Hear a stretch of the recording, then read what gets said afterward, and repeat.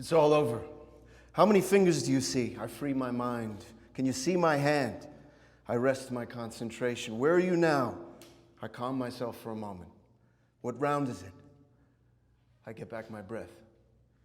End it. The deep vortex shouts loudly. End it. The furious audience shouts itself hoarse. End it.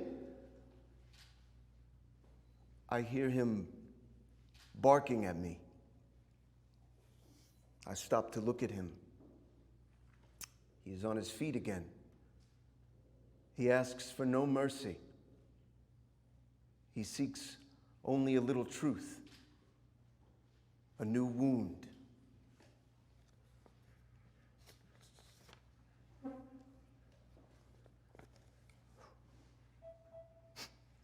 Everything's good. I feel good. I hit good. Right on. Hard. We're there. I cross the limit. I no longer feel anything, but I see his grimace. It's a grimace of pain. I realize that he's hurting, that he feels like a block, a grip. He seems a prisoner of his own body. He sways, seems to give way. No, he's still there. He has that stare, that fixed stare. With it, he crowds me, shadows me, advances. I can again hear voices now shouting. I hear my name called loudly. Here we are. I no longer feel anything. I cross the limit. I strike fast, dance, light. Everything's good. I feel good. I hit and move good. In short skips, small steps. I turn where I have to. Do everything as I should. He gets under, he hits me. It's hot. I feel my body free. I feel every fiber in me that reacts. I keep moving and hitting. We're there. He's feeling my blows. I know I have to hold fast and carry on. He hits me in the face. A rush goes through me, pure, unstemmed pain. I touch myself. The wound, it's open. It spurts blood, but it's nothing. Everything's good. It's only blood. I stare at him. He stares back. But I'm good. We're there. I see nothing now. I only feel a great heat rising in my body, gasp, gush. It's my body. Yes, my body that gasps, foams, burns. All I can sense is spasm. All I can feel is pain. But it lasts a moment. It lasts only a moment. It's all over. It went as it had to, as I would have wanted it not to. I look at myself as if from a distance, the open wound still spurting blood, but it's okay like this. I've always lived like this, in a red sea of blood. I look at myself and see myself at distance, and everything is splendor. In the place I am, everything is calm and rapture and pleasure. Everything is love. I look at myself and just see a man. Just a man.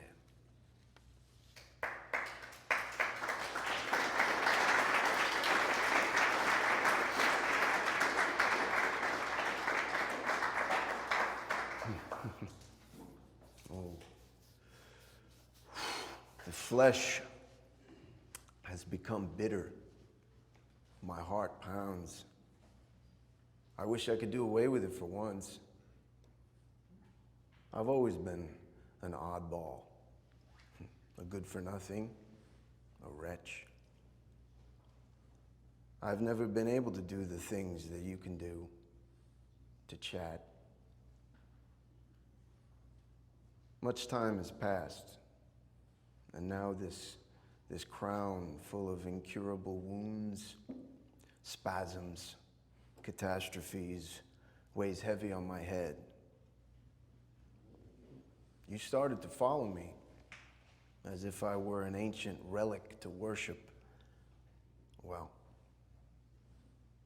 here I am, posed in this bronze, worn down by the poison of an old deception, relentlessly hounded by an obscene conceit. Weep if you believe, weep at the marker of this decline, of these veins, inflamed by dizziness, by crumpled gloves.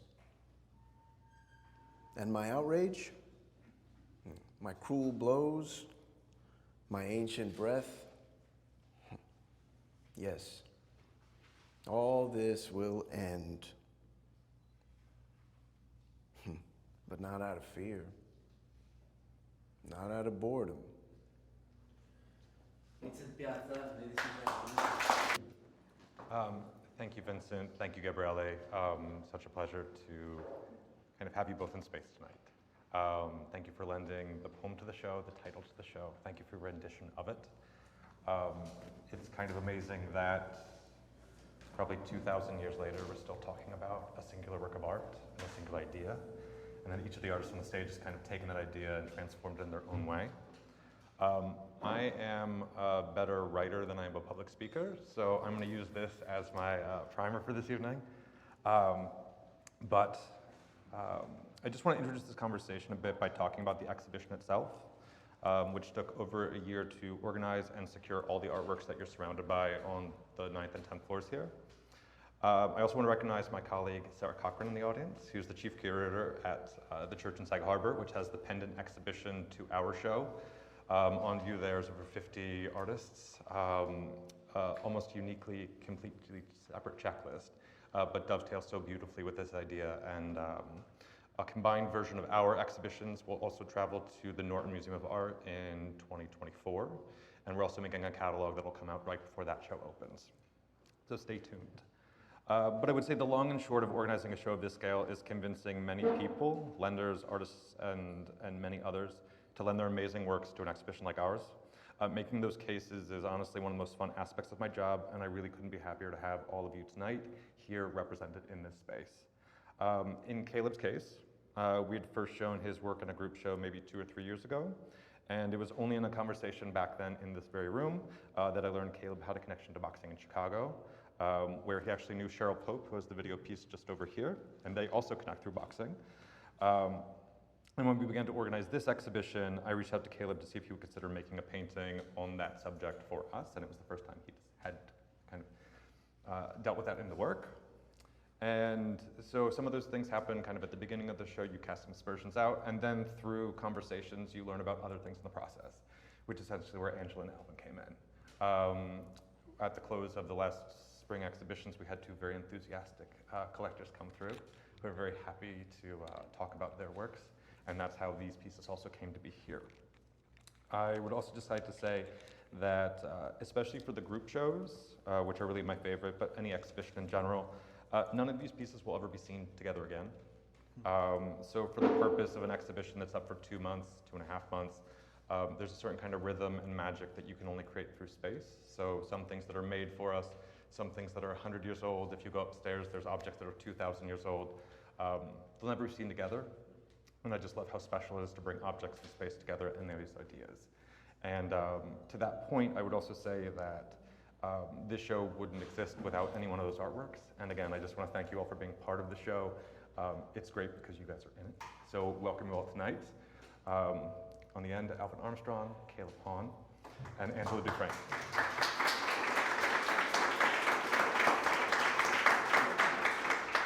So my first question is a general question, but I think a nice way to maybe start off the conversation is for you to each talk about the work in the show in the context of your practice, and also your relationship to boxing in general. Let's start with Alvin on the end. Okay. Is my mic working? Yeah? All right, great. Welcome, everybody. Thanks so much for having me. Again, my name's Alvin, and my work in the show, it's titled The Agony and the Thrill, and it is a diptych on paper using acrylic that I painted back in 2019. At the time, I had been painting a little bit over a year, and new to painting, I quickly connected to figuration and sports, because that's kind of the world that I came from. And with the painting specifically, and all my boxing paintings thus far, I've painted about 5 boxing paintings. It's all the same person. I only know his first name. His name is Andre. And this painting upstairs, it's written on his shorts.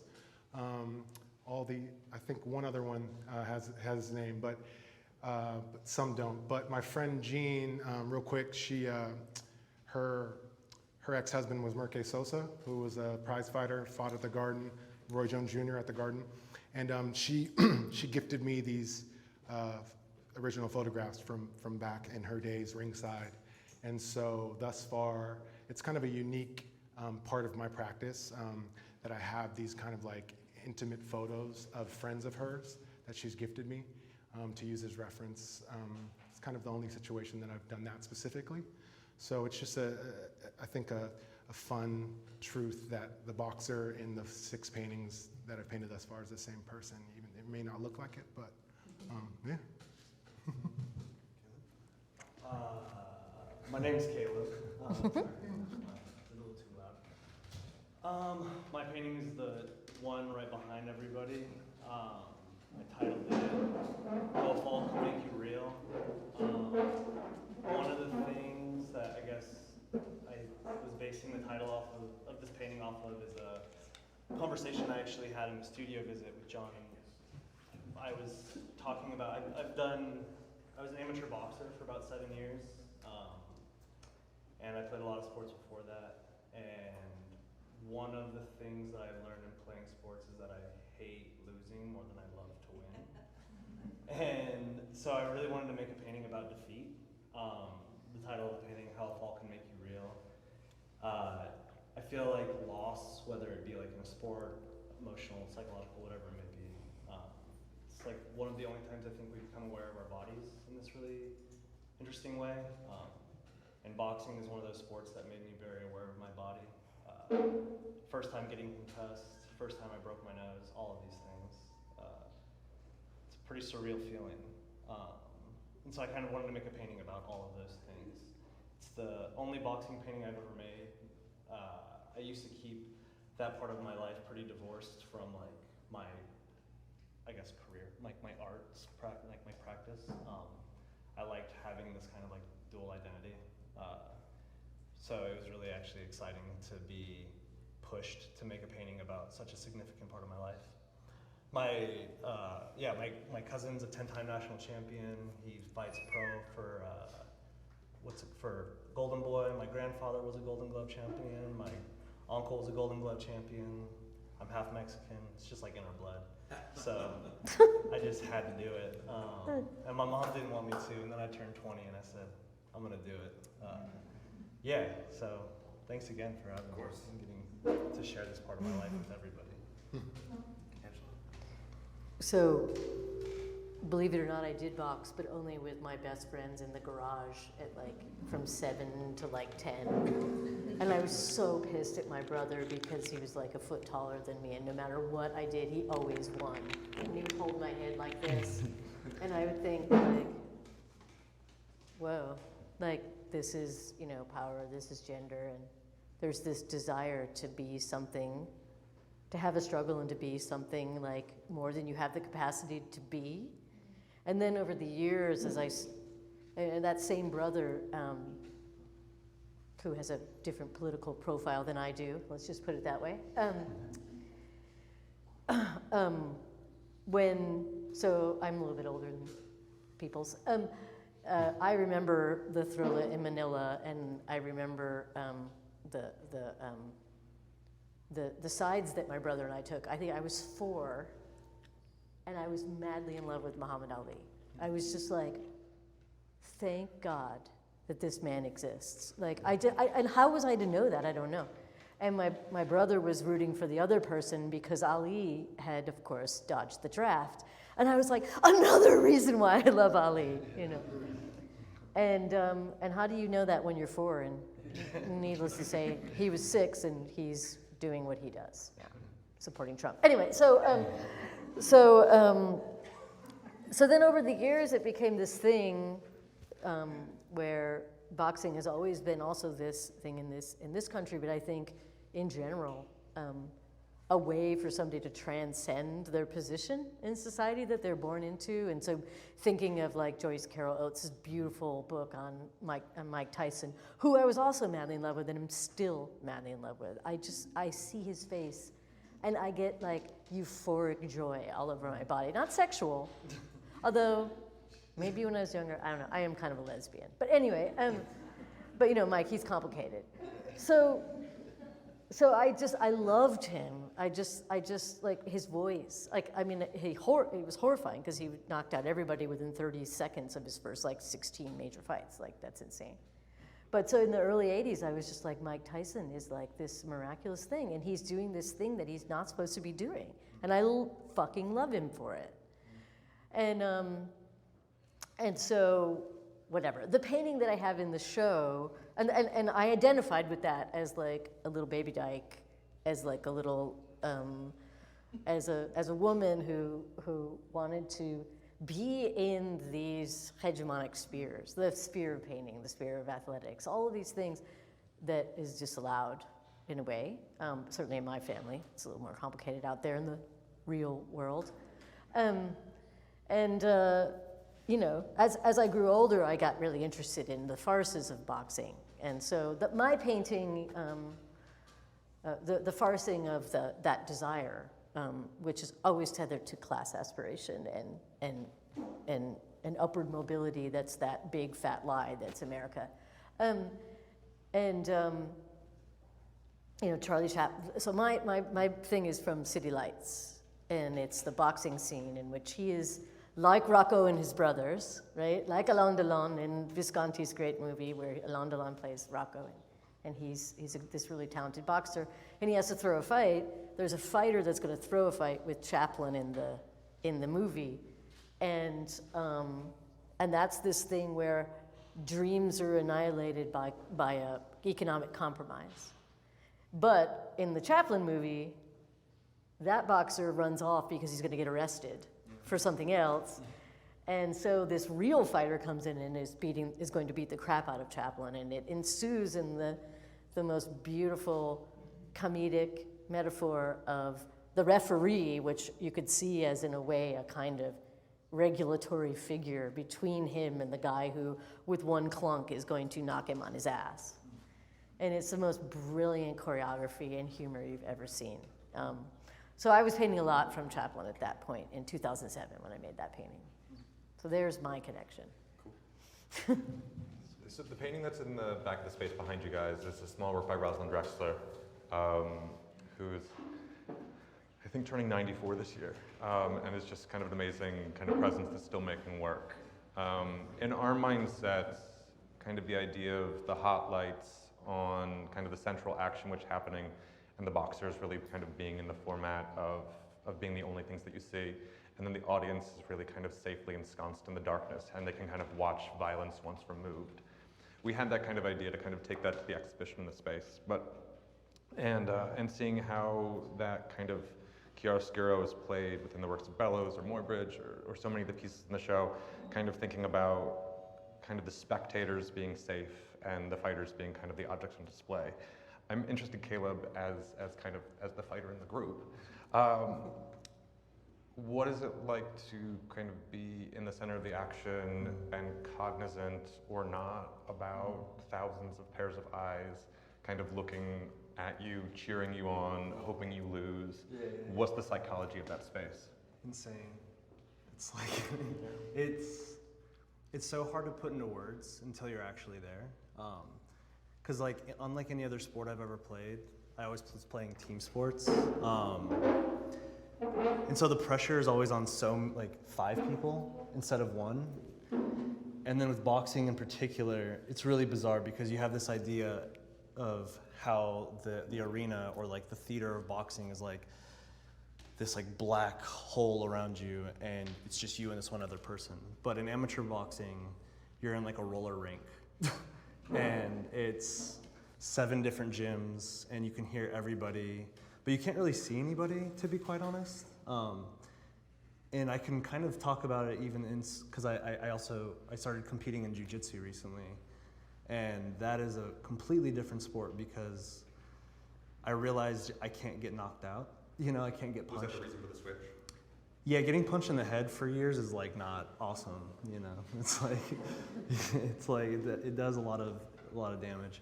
I mean, even days you leave sparring and you like have to remember how to get home, and you're like, damn, I actually don't know if I remember how to get home right now.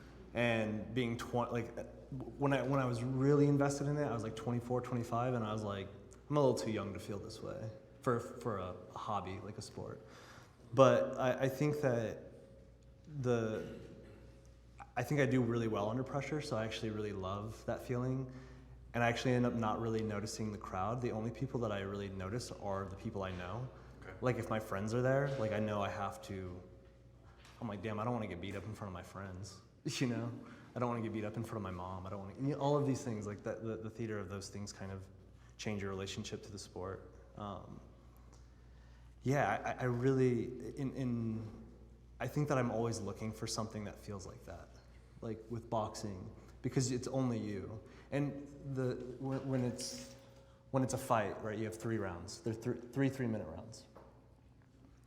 All you see is 9 minutes. You don't see like all of the dieting that goes into it. You don't see all of the psychology that goes into it. You don't see the like, oh, I can do this. No, I can't do this. Like, being up till 2 a.m. Googling what your opponent looks like. You know, you're putting a name or an identity to this person that you don't know, and you have to give yourself a reason to fight them. And it's crazy. It's crazy to give yourself a reason to fight a stranger for sport, you know, in front of people. But I think, again, when we were in the studio and you mentioned here again tonight, the idea of hating losing more than loving winning. I mean, I think looking at your piece of Alvin upstairs, kind of looking for the boxer today. Is it Andre Berto? Or is it, or do you know, you said you basically, you know Andre is on the belt, but do you know the actual boxer? So do I know him personally? No, just the reference. The reference. So I asked my friend. She recently answered, but no, I'm not. Because in the research that I was going into this, it was I think it was a 2000. I forget the year of the fight, but I think it was Berto versus Guerrera, and I think his eyes were so swollen by the end of the fight that he could barely see. And what I thought was interesting was the idea of kind of, again, hating losing more than loving winning, and just the idea of the kind of the physical nature of wanting to push through. And I was just also interested in just kind of like what about this particular fighter and these particular images have resonated so much so that it's turned into 6 separate works. Yeah, you know, I paint from feeling, right? So I love my friend very much, you know, and respect her journey in life, and it's such a unique experience for your partner in life to be this like fighter at that level. I watched Merke Sosa growing up, so just that was enough in itself for me to like really connect to like taking the dive. But with Andre specifically, the fact that she didn't even really remember his full name. He wasn't this popularized figure. I'm drawn more in my painting practice. I'm drawn more into that type of subject compared to a Muhammad Ali and painting Muhammad. Muhammad is a hero of mine, but I have more interest to paint the Andre, if that makes sense. Well, I think we also had that idea about going into the exhibition where I think there are so many luminaires in the field that we also wanted to see how we could kind of look at it from a different angle. So I also kind of want to draw everyone's attention to like the Vincent Valdez paintings that we have on the right-hand side of the gallery, where essentially these are all the eulogizers at Muhammad Ali's funeral. So you can see everyone that he brought together in the wake of his life, whether it was community leaders, civil rights leaders, family, religious. It was a way to talk about him without necessarily talking about him. And then upstairs we have an image by Thomas Hopker from, I think, 1966, where Ali's maybe 22 or 24 years old, maybe still Cassius Clay at that point, levitating off the roof of a building, kind of wide-eyed, looking at a future that hasn't been played out yet, and kind of starting on the reverse kind of felt like an interesting way to think about it. But also thinking about how so much of the images we see, whether it's the funeral, whether it's the fights, are mitigated by television screens. I think the drama of actually seeing something in space, and then the idea of kind of pay-per-view and all of the fights and all of the money, it becomes quite an idea of a spectacle. And Angela, thinking also a lot of your work, and let me go back to my beautifully written question. It wasn't, I apologize, I have. But having recently seen 2 monumental, almost history-scale paintings at Storage Gallery, as well as the 2021 show at Yosemite, which had some similarly large-scale images, which were both spectacular, but also about spectacle, where viewers were watching scenes unfold, whether it was like a ballroom brawl, a pissing contest, or like our more intimately scaled fight. And I'm just interested in what's your thought on kind of spectacle, and where do you place viewers in relationship to kind of witnessing your works? Wow, you give me way more credit than I'm due. No, I'm sort of more in the space of the boxer in a way when painting, and we had talked about this before, like the Degas image that triggered some of the initial idea, where the artist is looking in the mirror and facing the mirror and saying, like, can I do this, whatever it is. 'Cause I can get into the spectacle of it, but I think to do that first, it's that to make a meaningful spectacle, like a great film, for instance, just I keep using that metaphor, you need a kind of roller coaster of an arc, right? So you need to have like that aspiration, that desire, and then the drop, and then this kind of levitation, and then a failure, and then an advance, and then a drop, and then an up again, right? And that's what living is. And so, like a painter is literally in a contest with a painter, right? With a painting, right? You're just like, you're constantly struggling to get this thing to feel right, and you don't even know what that right thing is. It is literally your best beloved fetish and your worst nemesis enemy, right? It is exactly the way that these amazing poems describe the opponent in a way. It's like your opponent, but it is also your absolute most meaningful ally. And so you're in this constant battle. And in terms of like my crowded scenes, at Yosemite or the studio paintings, like I think that can be done one-to-one, looking at a single figure or even an object, or it can be done by orchestrating the eye as it moves through the painting and registers all these different emotional moments, right? You're just sort of like reading it, bouncing around it. And to a certain extent, I wanted to try to transfer that experience of the struggle of getting something to communicate to the viewer. I don't want to just give them an image. I want to give them the struggle and understand that, like, the facility of images is making us all crazy. We need to be actually in a conflictual relationship with representation, the way the artist is. And so that's why those images have a ground that's hyperactive and doesn't, just like this painting in a way, like the ground doesn't really actually describe what's being described. It's sort of doing something off kilter from what it's representing. There's an off facture to the paint, that there's a conflictual relationship between how the paint is and what the paint is showing, because that's what bodies do. Yeah. So I don't know. And to a certain extent, I think trying to be indexical about that and showing people making poses and being ridiculous is an indexical way of sort of like, nudging the viewer, like, yo, we're in this together. And we don't necessarily have to make sense of it. but we can be in it together. Does that make Yeah, sense? Totally makes sense. Yeah. I think one of the interesting examples that we have, like in the show, are the Moy bridges, which are right over here, which were kind of explorations in motion, and essentially by taking, kind of slowing down the camera frame and showing kind of the individual moves that a human make, what Moy bridge was actually doing was showing the human eye, in a way, something that it could never register in real life. So you're seeing flips, you're seeing kind of basically seconds collapse, and kind of human bodies contort in ways that we've never seen them slow down to be. But I'm sorry. Yeah, okay, please. I no. get excited. Yeah, please. And I want to give a shout out to my friend Manal Abu Shaheen, who was pointing this out earlier.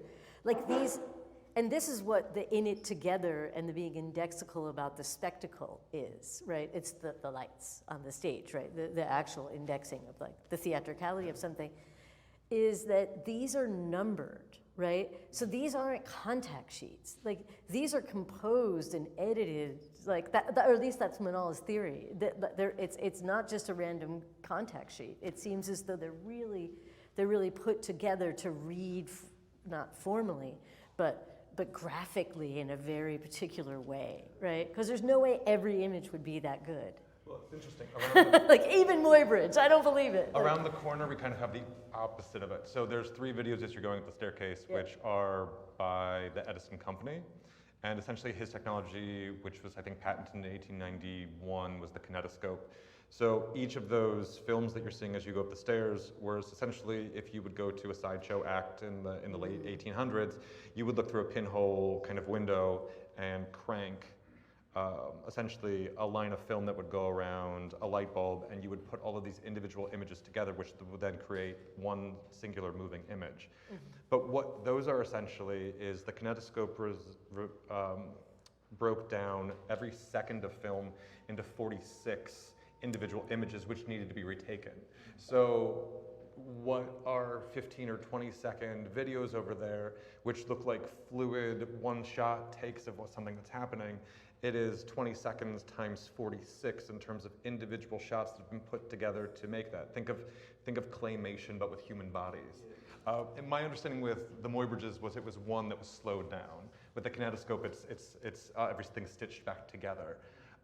But what I like in kind of both states, and I think the Moy bridges extend to a little bit more in terms of like the paintings and all the other works that we're looking at, is there something interesting about taking essentially a movement and reducing it down to a still image.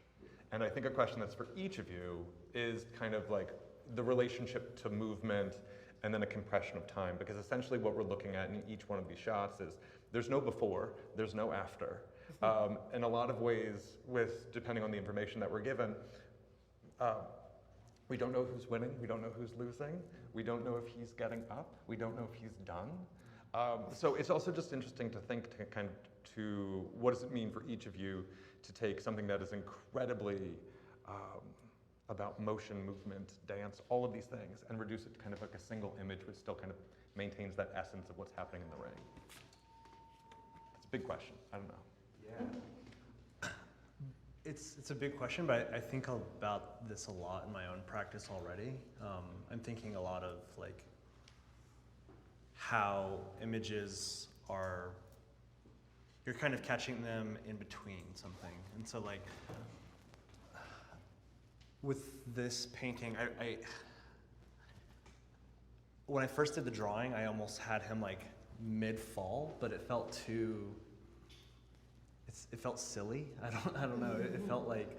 It felt really bizarre, and I was thinking a lot about loss, I guess, like I said earlier, and I don't know. I just really wanted to make something that felt. How do I answer? That's actually a really hard question now that I'm trying to go about it, especially with this painting, because I had never made a boxing painting. But I also didn't want to make something that was like two people in the midst of doing something, because that felt very like what's the word I'm looking for? Like an ad, you know, or like a poster for a fight. And I didn't want to make a painting about a real fight. I wanted to make a painting that was like this psychological weight. I wanted to make this painting. I was thinking a lot of like David versus Goliath.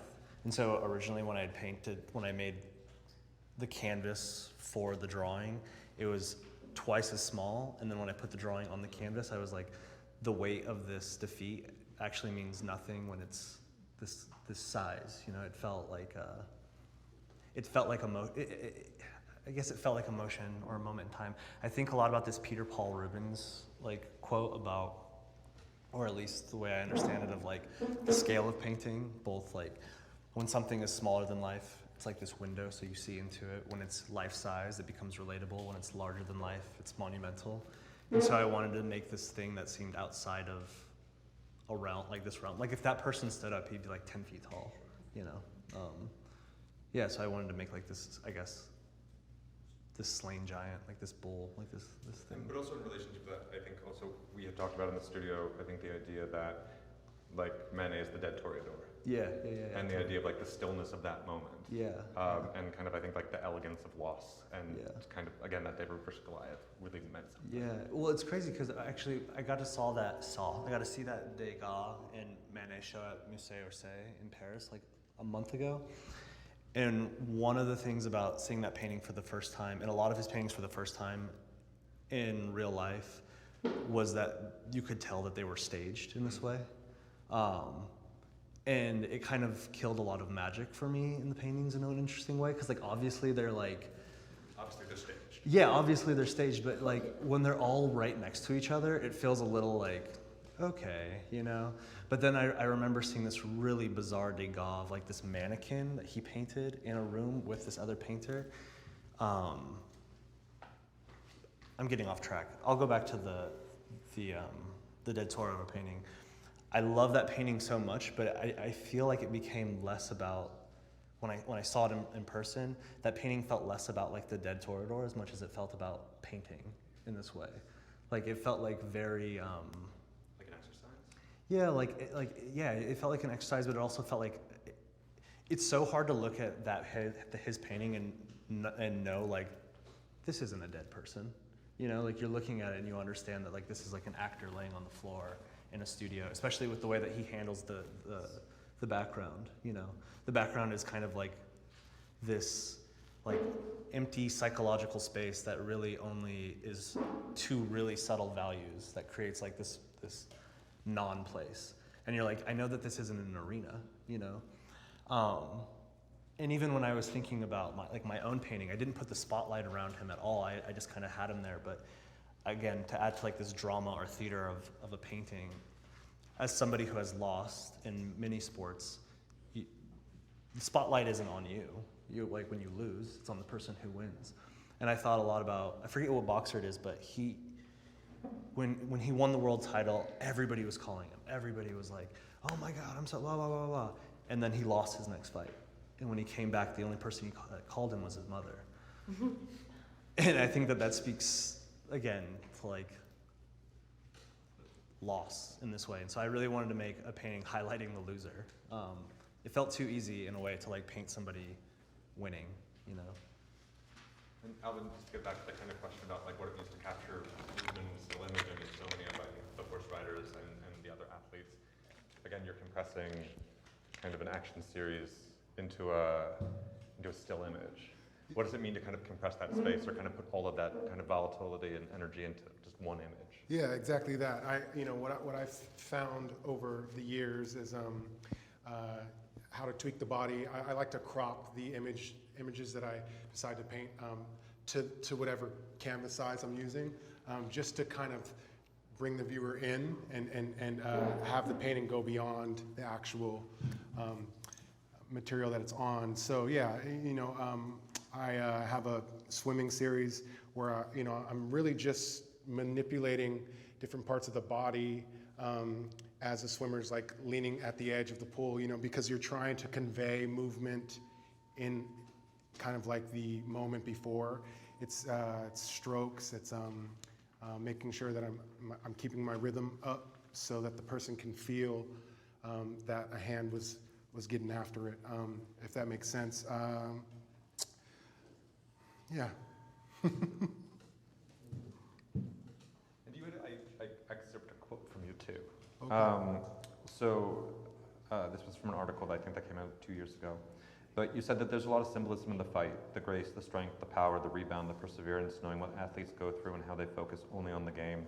There are a lot of parallels between being an athlete and an artist. And I would just be interested to know, like, kind of just your thoughts on that a little bit more, just like unpacking the quote and just thinking about the struggle kind of in the studio practice. And also, I think, to extend that question to all of you, just I think the idea of like, what does failure mean kind of in the studio? Yeah, I appreciate the question. You know, I've been painting a little under 5 years. I come from like a sports family. So I've really, from the beginning, I've taken all the lessons and character building from the sports community into my practice. You know, my practice is, I try to move through and let go of what I'm doing. It's a daily reprieve. You know, I'm focused on bettering myself in the day and trying to put down everything else, no matter what's going on outside. It really is almost a martial art for me in terms of my focus and what I'm doing. When Angela was talking about the battle, I agree with that so deeply. It's so rewarding, but a constant back and forth. And yeah, I think sports parallel greatly with what my practice looks like. I don't know about other people, but I found that it just goes hand in hand. I feel a similar reward for the time and the repetition put in, and I really feel like you get what you put into it. You know, after a certain point of gaining technique and skill, it really is like the efforts put in are what you have the potential to receive back. So I think there's a lot of parallel there. I'm interested in the time thing. I'm also Okay, sure. always interested in talking about Manet, because he's the ultimate indexical painter, right? I mean, right? He's the one who actually is like, I need to get on this mic. I will kill all magic in painting. Like, I mean, like that's what he did. You know, I mean, that was his project, right? And Bataille writes about that incredibly. That to a certain extent, like all of the great, and this is something I thought I can tie to the paintings that were at Yossi that you mentioned in Net Storage, that there is this way in which history is composed and constructed, and there's this big authoritarian flex, you know, it's the opposite of Villa Massimo and this beautiful Greek sculpture, or even maybe the Villa Livia, the beautiful garden paintings in there, where it's just flowers and trees. It's so beautiful. You gotta go.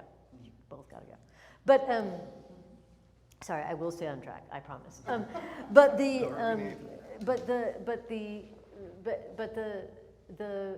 thing that Manet was trying to do, it was to kill the magic, but to ignite something in the viewer that made them understand that the images that they believed were magical were ideological and incredibly destructive in many ways, right? He like the myth of whether it was, you know, the French Revolutionary period or the various, you know, revisions of authoritarianism that happened in that during that period in his life was just like, I don't know, Wrath of Medusa, like that seems overly romantic to me.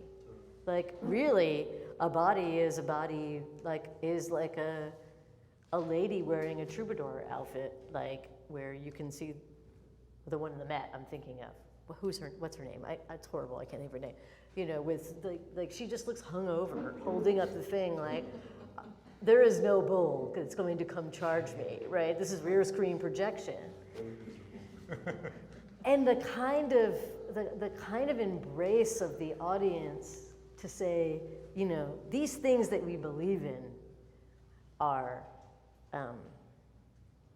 we should be very skeptical about, you know, and so time in paintings, the way that you can perceive, like what Alvin was saying about like the gesture of the making of water, right?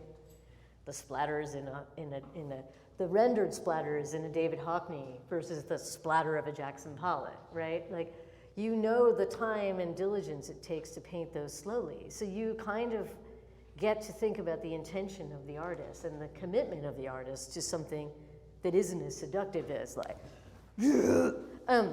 and that's really cool, right? Like that humbleness and that diligence to something that is like literally ejaculative splatter, right? Sorry, pardon me.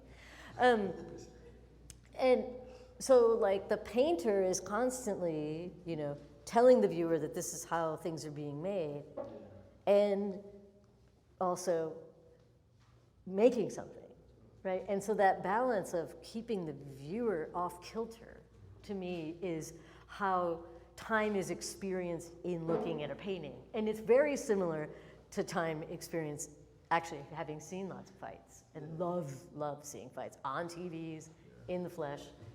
I don't even know where to begin. I sometimes worry that I'm a sadist, but I'll give it up.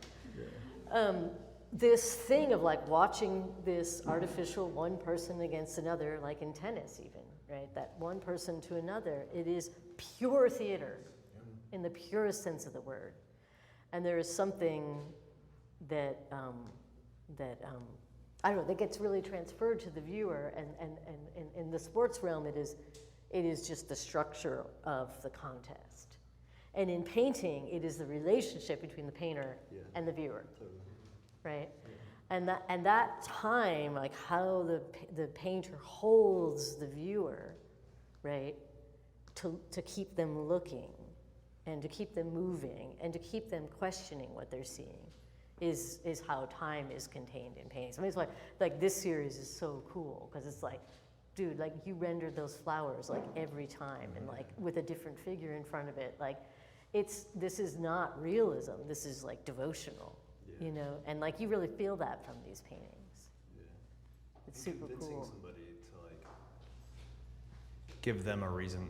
I feel like to attention spans overall, even in painting, it's like really hard as an artist. I mean, maybe not as much anymore, but it's hard. No, that's hard. But like when you make a painting, right? Like I came in here like a couple weeks ago. I came in and I spent a lot of time on the painting, and I watched somebody walk up to it and then just walk away, and it's really kind of like.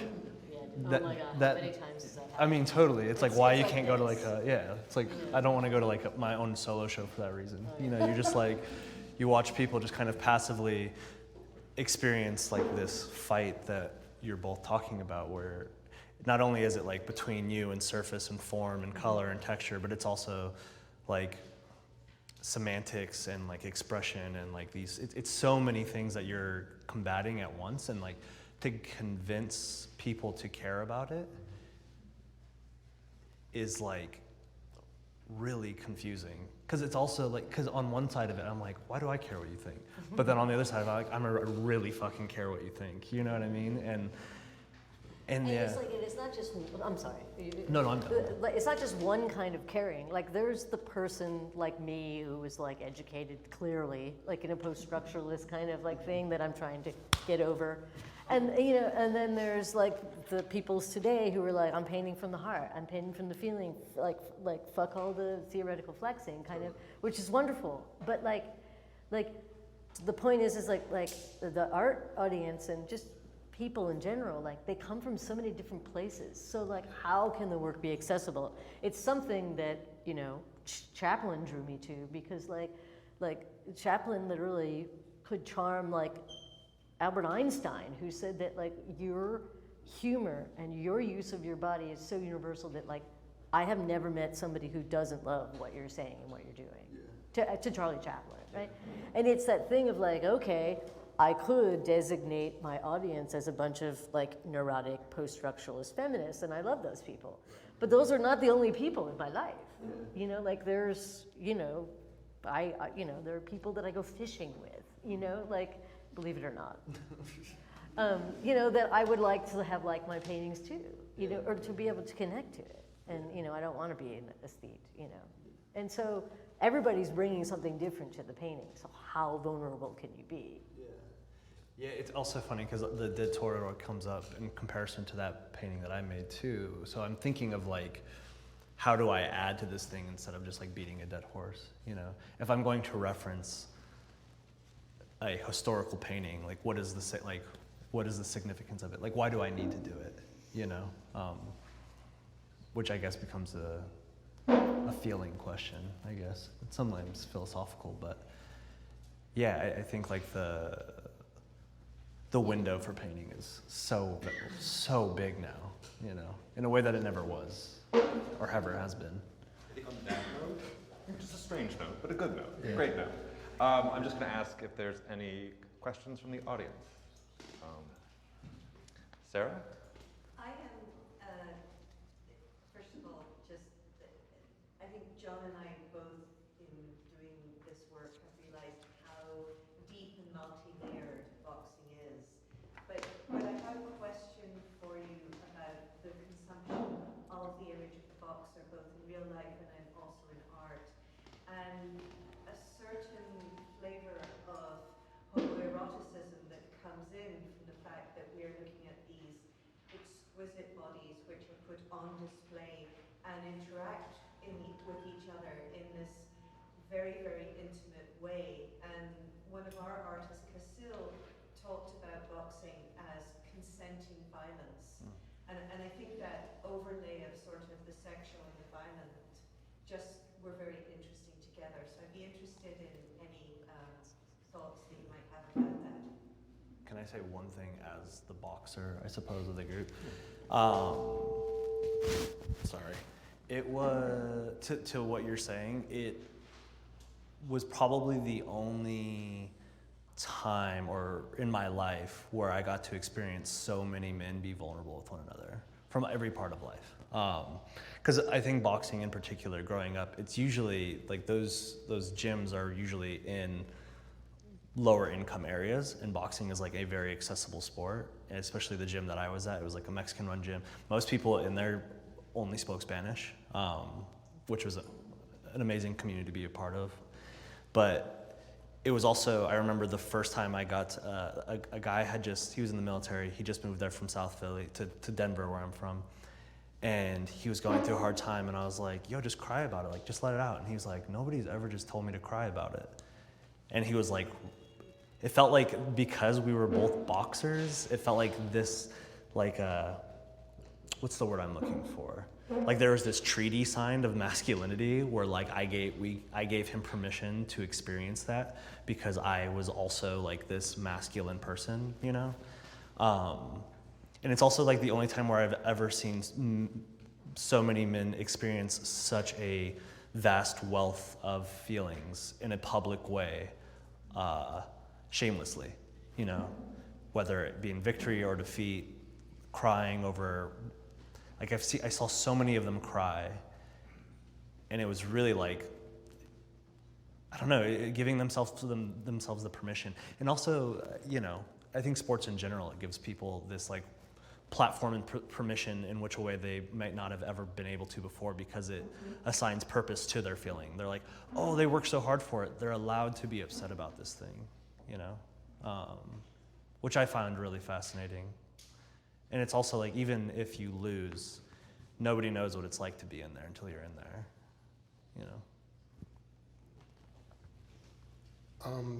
What I can say to like just the fact of like, you know, these muscular humans on display, you know, as a kid, as a fan, you know, looking at Muhammad and just Holyfield, and I mean, yeah, the sheer muscles and that display of strength, I mean, it definitely was something that specifically drew me into these ideas of like these heroes coming from the slums and changing their lives. Like it's an interesting position, because the fetishism around the musculature is directly intertwined with the kind of like ideas around what they're actually doing in their path, and it kind of intensifies that story, if that makes sense. I think it's a necessary part to why it's such a draw, you know.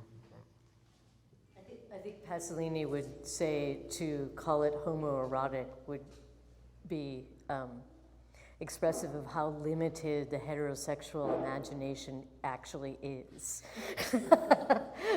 as the lone homosexual, well, maybe I'm not, I don't know, but whatever, as the homosexual up here. I think, you know, just because men are beating each other up and then hugging each other and crying together doesn't make it actually homoerotic. I mean, if you read Samuel Delany and you hang out with the kind of consensual like dens that he writes about, it to a certain extent like isn't the same thing. I think I have a very circuitous erotic, maybe we could call it erotics, in relationship to male boxers. I mean, I love gay male porn, first of all. Full disclosure, right? Okay, nobody really wants to know that in this room. Sorry about that. And I don't care. No, but, and I also was like madly in love with Oscar de la Hoya. Like, what the fuck? Like, that is a man. Like, and Sugar Ray Leonard. OMG. But again, because because De La Hoya is like Latino, and like he's not, you know, he isn't Muhammad Ali or Joe Frazier, or I don't know, or like Rocky Marciano, like the muscular thing. He's like a ballerina. He has this like incredible defense ability to like lure someone in and make them miss. And that was a totally profoundly erotic to me as a viewer, right? And it's like gay or whatever, homoerotic, because it's like counter to a kind of imaginative of like how men win. Like, I find that to be homoerotic. And so I find it erotic as like, it's not like I want to, it's not like I'm in that classic jokey thing of like, I want to be him and fuck him or something, right? I'm really interested in how he queers. He's not doing it on purpose, of course. It's not like he's like, oh, Jose Esteban Munoz, can we queer boxing together? Hell no. But like, he's doing it, you know, and it's just an extraordinary expression of the beauty of the male body, which any human being, no matter who they want to fuck, should be hot for. Because, I said should, can you believe that? But because it allows us to actually understand how complicated we are as bodies, right? That we, you know, this whole thing of like, I like that phrase, closet heterosexual. Right? It's like when I'm watching boxing, like I'm a closet heterosexual, because I'm like looking at these men, or Bruce Lee. I mean, I made a porno where I'm fucking Bruce Lee. Oops, sorry. Like I think he's like the greatest philosopher of all time. Or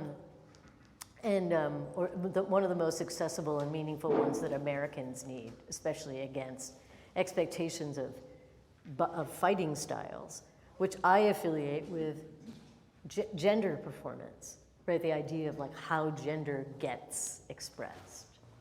And boxing is this great place to do that. But I don't think that it is homoerotic in the sense that I don't think that people are flirting. They're not like cruising each other, right? I mean, let's hope.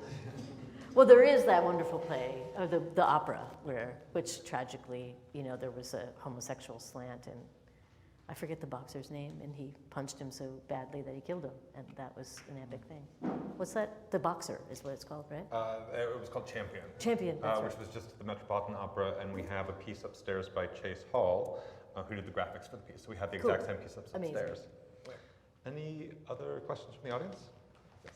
I'd like to ask you about your painting specifically, especially since it's right in front of us. One of the things I think is baroque about it is the foreshortening. I was wondering, did you go through a lot of different positions with the foreshortening? Did you work through it? And also, before I finish, the second question is sharp edges as opposed to soft edges. Yeah. Your choice of Thank you. those in certain areas of color. No, it's a conflict. No, I think it's.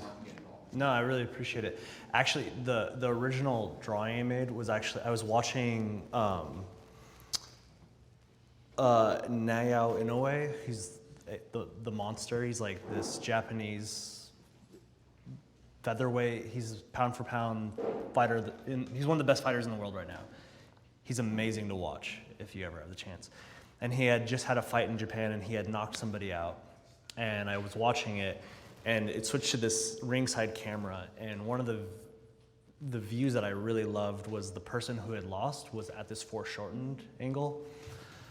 And so I really fell in love with like that image, but then when I drew it, the original drawing, it created you were no longer like in the arena, like the theater, or even in the ring of this person. You were like on the outside, maybe you were a judge, maybe. So I guess just like the what I was trying to say with the painting changed.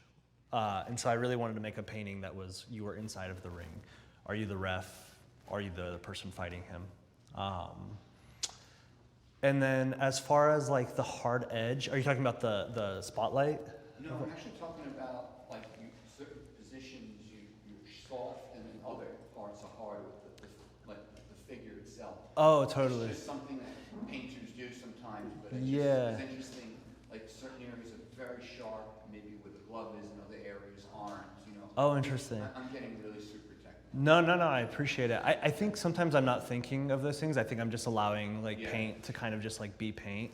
Like I really love, I think the best parts of painting are the ones that you don't search out for. And like, for example, like the glove, like the underpainting, I just like painted the glove one day and then I came back and I was like, I really love the history of this paint. Like you could see the drawing, you could see the pencil where the glove was. And so you could kind of see like this active decision making. You could see me conscious through the painting in this way. And so like, I don't know, even like the bottom of the shoe, like all of that stuff is like my actual boxing stuff. So I took the bottom of my boxing shoe and I put it in paint.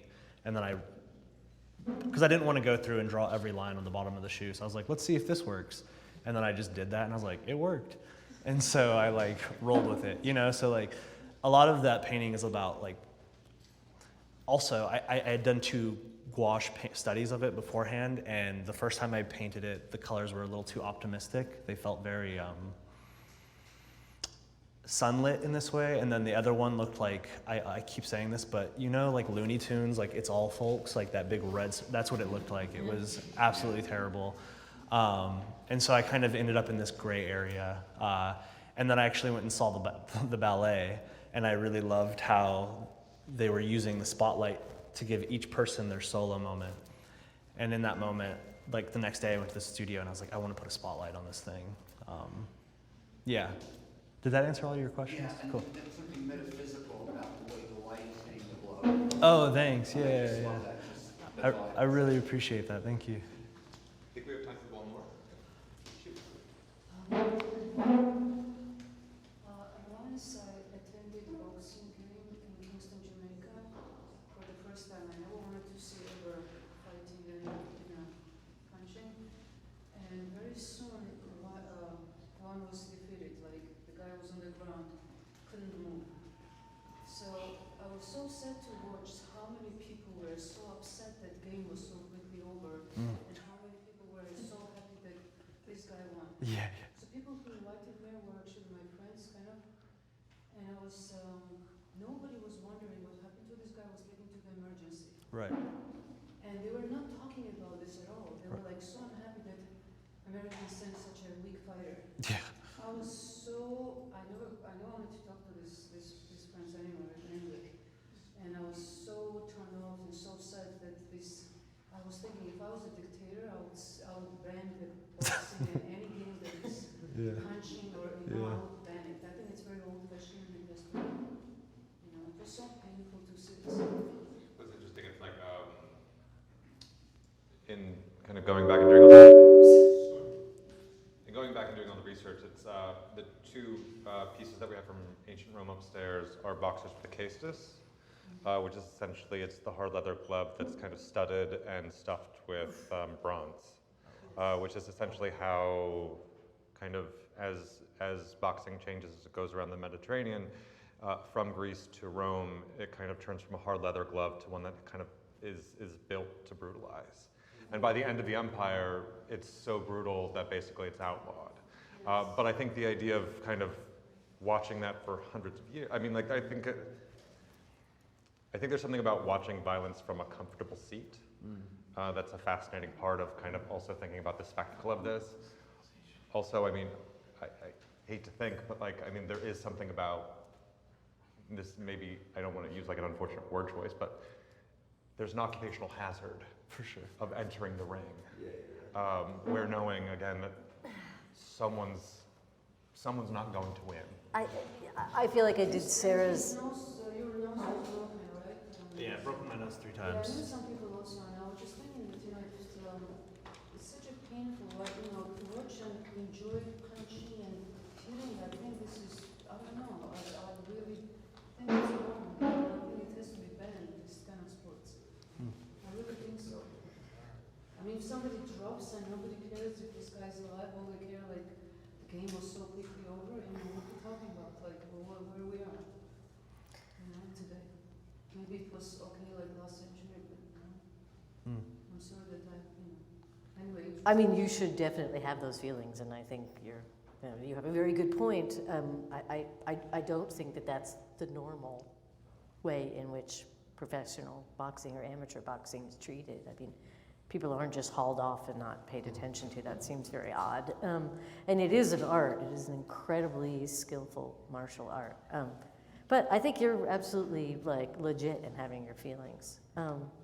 Sarah, I did not do your question, sir, justice, because I just want to say, because I'm thinking about the one thing that boxing has a relationship to, which you brought up, and I'm sorry I skipped it, Castles, of course. And I'm wearing Ron Athey's shirt right now, right? And Ron and Castles just did a project where they do a lot of consensual BDSM. And this is very much a queer, this is very much a, not just queer, this is just a thing that human beings do out of trauma, out of the history, out of strife, out of perversion, which we should, to a certain extent, accept and celebrate because we are a perverse species. Castles is doing something with a very large implement to somebody who has consented to it, and Ron is directing. It's a beautiful piece, a film. And I think, again, that's the thing where I don't think it's necessarily like people that are queer and people that are gay are not the only ones that are perverse. Plenty of people that are like born into that are heterosexual that want to do really performative things.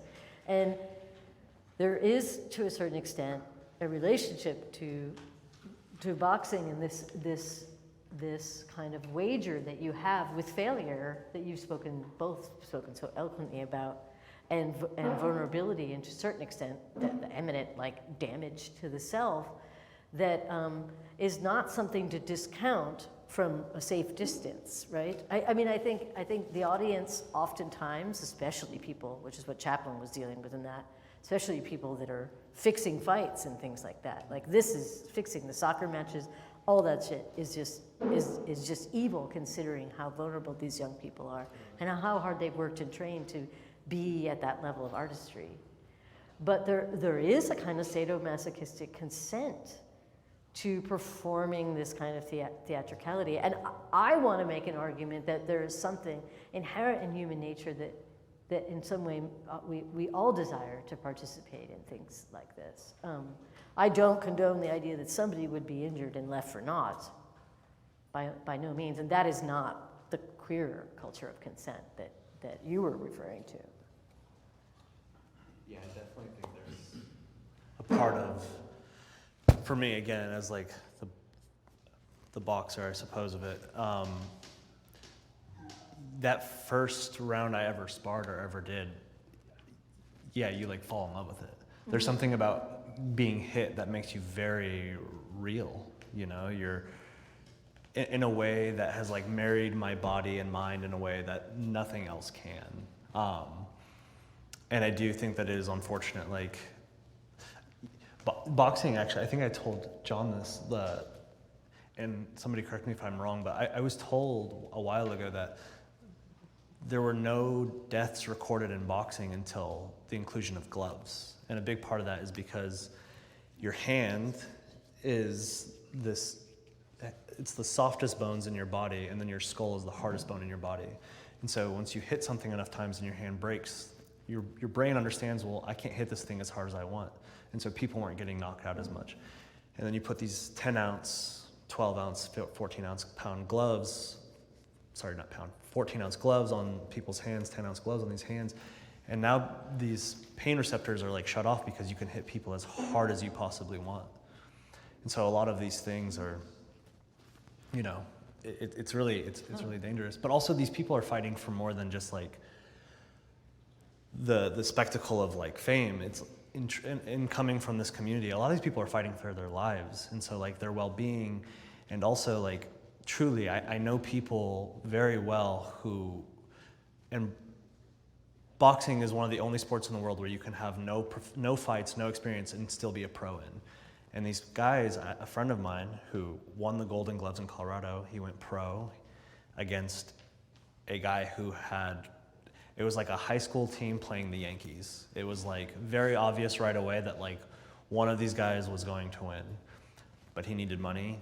He needed to change his situation, and unfortunately, like the way that these things come into play is, I think, a bit more on like a socio-political level. And so like, again, my cousin, you know, he went pro, he's 24 now, he had a kid at 18, like, and he was good at boxing, and it was gonna pay him, so it's like, he's gonna continue doing this thing that fun, like, until he can't, you know. Unfortunately, it's just the way it is. It's like, especially in poorer communities, like, I have family members who have gone through this, you know, and are still going through it, you know. And then there's also, it becomes a cycle. Like believe me, when you're in that gym and it's like a dogfight and you're with like your friends, you're not gonna be the one who's like, it's really hard to have like logic in those situations, to be completely honest, you know. Like you're gonna show up with 5 people and they're gonna be like, we're all sparring today. And you kind of get peer pressure into being the 5th one to be like, okay, I guess I'm sparring today. You know, it's really like, it's super complicated in a way. We do have to wrap, but you're welcome to stay, see the shows, upstairs, everything. Thanks everyone for coming. Thanks for participating.